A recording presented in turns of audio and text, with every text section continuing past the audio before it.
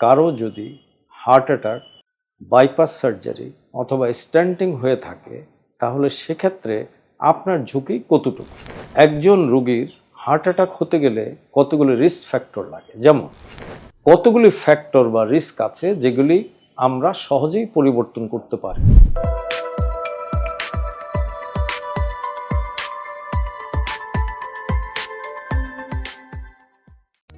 সুপ্রিয় দর্শক মণ্ডলী, আসসালামু আলাইকুম রহমতুল্লাহ ওবরাকাতুহু। আমি অধ্যাপক ডক্টর শাহাবুদ্দিন খান, ঢাকা মিরপুরস্থ আল হেলাল স্পেশালাইজড হসপিটাল এবং সংযুক্ত আরব আমিরাতের আজমানের আল হেলাল মেডিকেল সেন্টারের গত 4 দশকের ঊর্ধ্বে আমি মেডিসিন এবং হৃদরোগ বিভাগের প্রধান।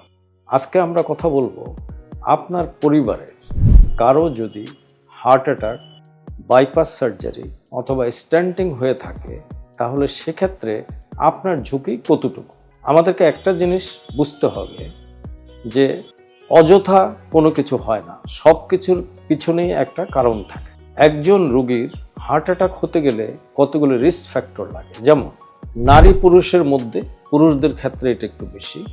2 নম্বর, যাদের বয়স আমাদের দেশে 35-এর উপরে তাদের মধ্যেই প্রবণতা বেশি থাকে। 3 নম্বর, যে সমস্ত বংশে হার্ট অ্যাটাক, যাদের স্ট্যান্টিং হয়েছে বা বাইপাস হয়েছে ওই পরিবারগুলিতে এর প্রাধান্য বেশি থাকে।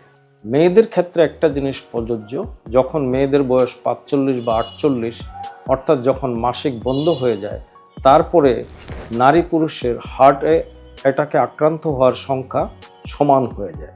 এটা গেল অপরিবর্তনীয়, অর্থাৎ এই 3টা জিনিসকে আমি কোনো অবস্থাতেই পরিবর্তন করতে পারি না।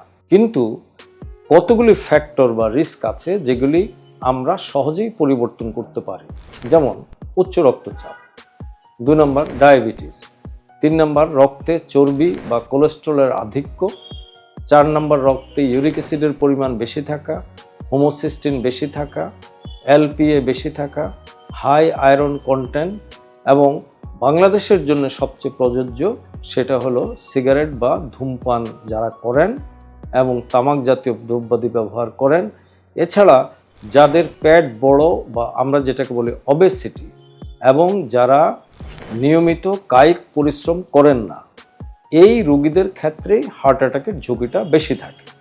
এখন আপনার পরিবারের যদি কোনো একজনের হার্ট অ্যাটাক হঠাৎ করে মারা যাওয়া অথবা স্ট্রোকের হিস্ট্রি থাকে, আপনাকে আর 10 জনের থেকে বেশি সাবধান থাকতে হবে। এবং আমি যেই রিস্ক ফ্যাক্টর বা ঝুঁকিগুলির কথা বললাম এগুলিকে যতটুকু সম্ভব আপনার চিকিৎসকের পরামর্শ নিয়ে আপনি যদি ব্লাড প্রেশার, ডায়াবেটিস, কোলেস্টেরল এগুলিকে নিয়ন্ত্রণে রাখতে পারেন, আর যদি প্রতিদিন আপনি 45 থেকে 1 ঘন্টা হাঁটতে পারেন তাহলে আপনি হৃদরোগে আক্রান্ত হওয়া থেকে অনেকটাই বেঁচে থাকতে পারবেন। পরবর্তীতে আমরা এ নিয়ে আবার কথা বলবো।